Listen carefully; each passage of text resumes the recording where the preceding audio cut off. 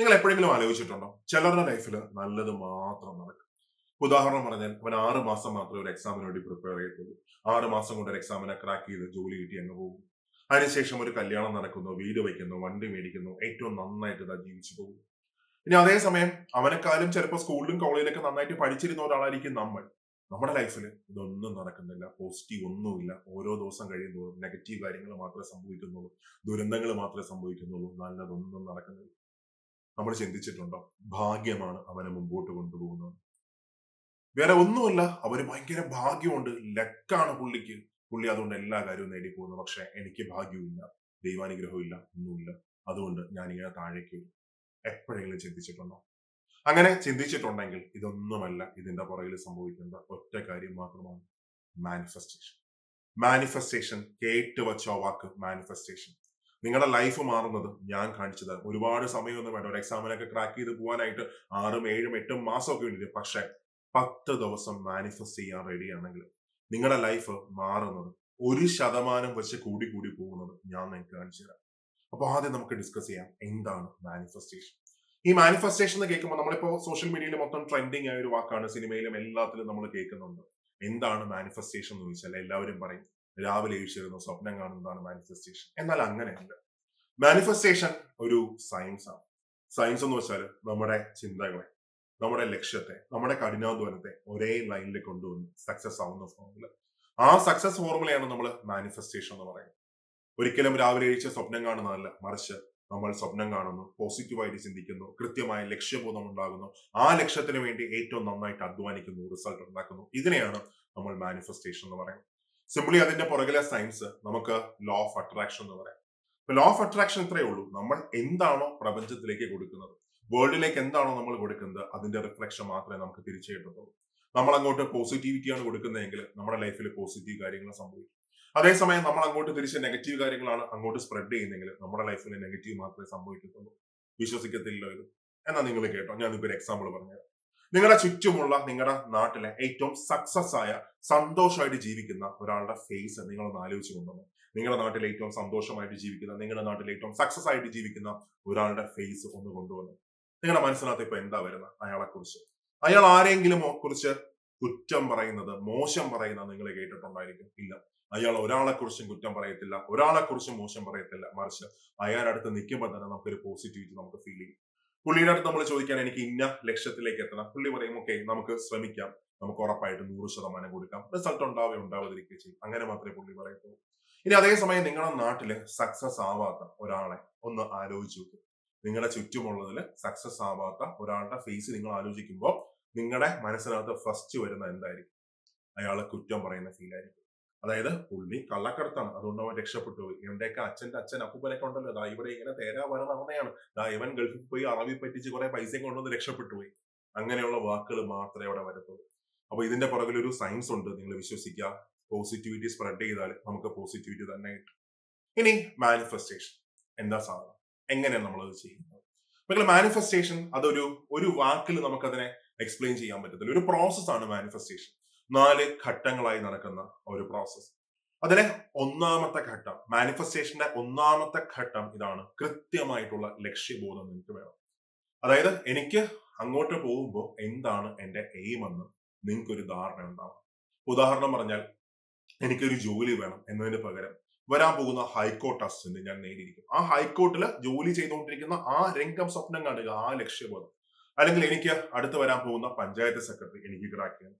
അല്ലെങ്കിൽ ഞാൻ 6 മാസം കഴിയുമ്പോൾ LDC ക്രാക്ക് ചെയ്തിരിക്കും, നോട്ടിഫിക്കേഷൻ വരും. 1 വർഷം കഴിയുമ്പോൾ LDC ക്രാക്ക് ചെയ്തിരിക്കും. 2028 LDCയുടെ റാങ്ക് ലിസ്റ്റ് വരുമ്പോൾ ആ റാങ്ക് ലിസ്റ്റിൽ എന്റെ പേര് വരും. ഓക്കെ, ഞാൻ ഹൈക്കോർട്ട് അസിസ്റ്റന്റ് ജോലി ചെയ്യുന്നു, ഞാൻ അടുത്ത ഡിഗ്രി പ്രിലിംസ് ക്രാക്ക് ചെയ്ത് പഞ്ചായത്ത് സെക്രട്ടറി ആയിട്ട് ജോലി ചെയ്യുന്നു, അല്ലെങ്കിൽ കമ്പനി ബോർഡ് അസിസ്റ്റന്റ് ക്രാക്ക് ചെയ്ത് KSFൽ ജോലി ചെയ്യുന്നു. കൃത്യമായിട്ടുള്ള ഒരു ലക്ഷ്യം നിങ്ങൾക്ക് വേണം.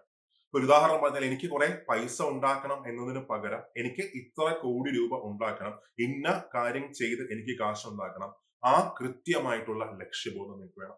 മക്കളെ, നിങ്ങൾക്കൊരു ലക്ഷ്യമില്ല എങ്കിൽ നിങ്ങളുടെ അവസ്ഥ എന്താണെന്നറിയാം? ഒരു നദിയിൽ പൊങ്ങിക്കിടക്കുന്ന ഒരു തടി പോലെ, മഴയത്തൊക്കെ ഒഴുകി വരുന്ന പൊങ്ങു തടി പോലെയാണ് നിങ്ങളുടെ ലൈഫ് ആവുന്നത്.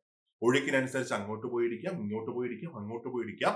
ഒരിക്കലും നിങ്ങൾക്ക് ലക്ഷ്യം കാണത്തില്ല, സക്സസ് ആവത്തില്ല. സോ ഒന്നാമതായിട്ട് നമുക്ക് കൃത്യമായിട്ട് ഒരു ലക്ഷ്യബോധം നമുക്ക് വേണം. 2 വർഷം കഴിയുമ്പോൾ അല്ലെങ്കിൽ 1 വർഷം കഴിയുമ്പോൾ ഞാൻ ആരായിരിക്കണം, എവിടെ ഇരിക്കണം, ആ ചിന്ത, ആ ലക്ഷ്യബോധം നിങ്ങൾക്ക് ഉണ്ടായിരിക്കണം. 2, വിഷ്വലൈസേഷൻ.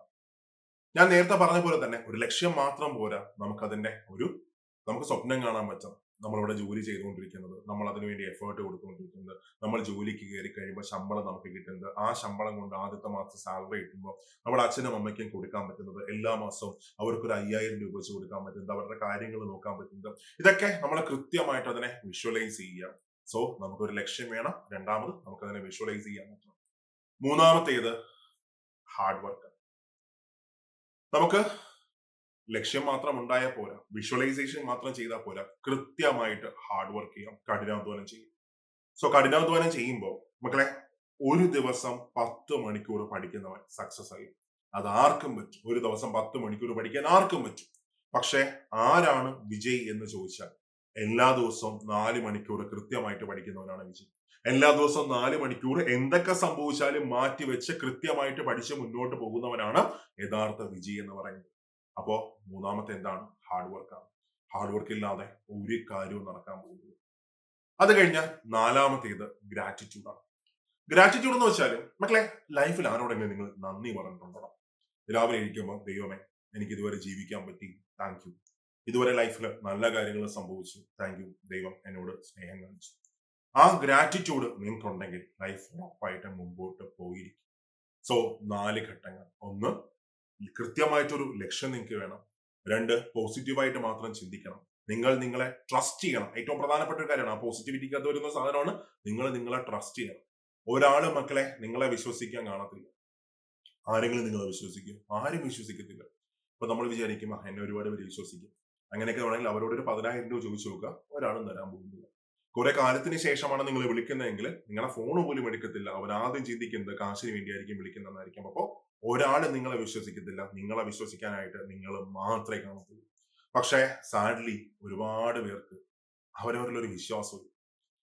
ഒന്ന് ആലോചിച്ച് നോക്കണം, ആ അവസ്ഥ എത്രത്തോളം ഭീകരമാണ്. അതായത് നിങ്ങളിപ്പോ ഇന്ന് കയറിയ ബസ്സിലെ ഡ്രൈവർ നിങ്ങൾക്കറിയാം? അറിയത്തില്ല. ഇന്ന് നിങ്ങൾ കയറിയ ട്രെയിനിന്റെ എഞ്ചിൻ ഡ്രൈവർ നിങ്ങൾക്കറിയാം? അറിയത്തില്ല. പക്ഷെ കൃത്യമായിട്ട് ഒരു പരിചയമില്ലാത്ത അയാൾ നിങ്ങളെ ലക്ഷ്യസ്ഥാനത്തേക്ക് എത്തിച്ചു. അയാൾ നിങ്ങളെ ട്രസ്റ്റ് ചെയ്തു, ബസ്സിൽ കയറി കൃത്യമായിട്ട് നിങ്ങളെ ലക്ഷ്യസ്ഥാനത്ത് എത്തിച്ചു. ഇനി നിങ്ങളൊരു ഹോട്ടലിൽ നിന്നാണ് ഫുഡ് കഴിച്ചെങ്കിൽ ആ ഫുഡ് ഉണ്ടാക്കിയ ആളെ നിങ്ങൾക്ക് അറിയാം? എത്രത്തോളം വൃത്തിയിലാണെന്ന് ഉണ്ടാക്കിയെന്ന് നിങ്ങൾക്ക് അറിയാം? ചിലപ്പോൾ കണ്ടുപോലും കാണത്തില്ല. പക്ഷെ നിങ്ങൾ അയാളെ വിശ്വസിച്ച്, ആ ഹോട്ടലിനെ വിശ്വസിച്ച് നിങ്ങൾ ഫുഡ് കഴിച്ചു. അപ്പോ കണ്ണിക്കണ്ട ആൾക്കാരെയൊക്കെ വിശ്വസിക്കാൻ പറ്റുന്ന നിങ്ങൾക്ക് നിങ്ങളെ വിശ്വസിക്കാൻ പറ്റത്തില്ല.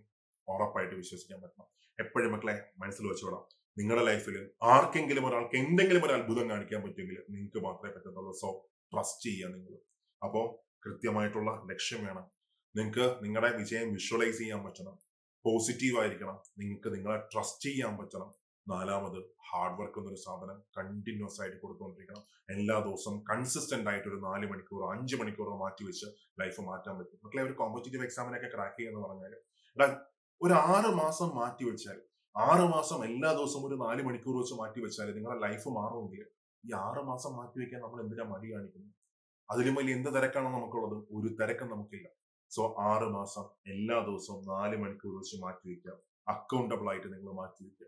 അപ്പൊ അക്കൗണ്ടബിൾ ആയിട്ട് മാറ്റി വെക്കണം ഞാൻ പറയാൻ കാരണം, ചിന്തിച്ചിട്ടുണ്ടോ?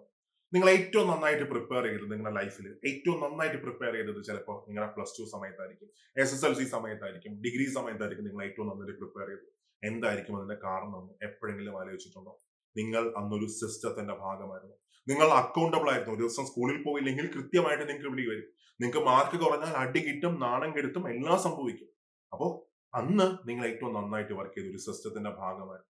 എപ്പോഴാണ് നിങ്ങൾ ഉഴപ്പിയെന്ന് ചോദിച്ചാൽ, നിങ്ങളിപ്പോ നിങ്ങളുടെ ഇഷ്ടത്തിന് നടക്കുന്ന ഒരാളും ചോദിക്കാനില്ല, ഒന്നും അക്കൗണ്ടബിൾ അല്ല. സോ ഒന്ന് അക്കൗണ്ടബിൾ ആവാനും കൂടെ ശ്രമിക്കുക. നിങ്ങൾ ഓരോ ദിവസം നിങ്ങളുടെ ലൈഫിൽ സംഭവിക്കുന്ന കാര്യങ്ങളൊന്നും ഒരു പേപ്പറിനകത്ത് എഴുതിയിടുക, ഒരു ഡയറിക്കകത്ത് മാർക്ക് ചെയ്യുക. ഇന്ന് നിങ്ങൾ ഇത്ര മണിക്കൂർ പഠിച്ചു, ഇന്ന ടോപ്പിക്കാണ് പഠിച്ചത്, ഒന്ന് പേപ്പറിനകത്ത് ഒന്ന് മാർക്ക് ചെയ്തിട്ടേക്കാം. ഉറപ്പായിട്ട് ഇത്രയും ഒന്ന് ചെയ്തു നോക്കുക. നിങ്ങൾ രാവിലെ എണീക്കുക, രാവിലെ എണീറ്റിട്ട് ഭാവിയിൽ നടക്കാൻ പോകുന്ന കാര്യങ്ങൾ മൊത്തം വിഷ്വലൈസ് ചെയ്യുക. നിങ്ങൾ നിങ്ങളെ ട്രസ്റ്റ് ചെയ്യുക, പോസിറ്റീവായിട്ട് ചിന്തിക്കുക, ഹാർഡ് വർക്ക് കൊടുക്കുക, നന്നായിട്ട് വർക്ക് ചെയ്യുക. എന്നിട്ട് ആ പഠിക്കുന്ന കാര്യങ്ങൾ ഒരു ദിവസം എന്ത് ചെയ്തു എന്ന് ഒരു ബുക്കിനകത്ത് എഴുതിയിട്ടോ കൂടുതൽ സമയമൊന്നും വേണ്ട, 10 ദിവസം. വെറും 10 ദിവസം ഈ മാറ്റങ്ങൾക്ക് നിങ്ങൾ റെഡി ആണെങ്കിൽ മക്കളെ, ഉറപ്പായിട്ടും ലൈഫിൽ അത്ഭുതങ്ങൾ സംഭവിക്കുന്നത് നിങ്ങൾക്ക് കാണാൻ പറ്റും. ലൈഫ് മറ്റൊരു തലത്തിലേക്ക് മാറുന്നത് നിങ്ങൾക്ക് കാണാൻ പറ്റും. സോ മാറ്റം നമ്മൾ കൊണ്ടുവന്നാൽ മാത്രമേ നമ്മുടെ ലൈഫ് മാറത്തുള്ളൂ. ഒന്ന് മാറി നോക്കുക. ഇന്ന് മുതൽ ഒരു മാറ്റം ലൈഫിലേക്ക് കൊണ്ടുവരിക. 6 മാസം കൊണ്ട് എല്ലാം സെറ്റാകും. അതിന്റെ ലക്ഷണം 10 ദിവസം കൊണ്ട് നിങ്ങൾക്ക് അറിയാൻ പറ്റും. അപ്പൊ എന്റെ ക്വസ്റ്റൻ ഇതാണ്, മാറ്റത്തിന് നിങ്ങൾ റെഡിയാണ്? മാറ്റത്തിന് റെഡിയാണെങ്കിൽ യെസ് എന്ന് കമന്റ് ചെയ്തിട്ട് മാറി തുടങ്ങിക്കോളാം. നമ്മൾ നിങ്ങളുടെ കൂടെ.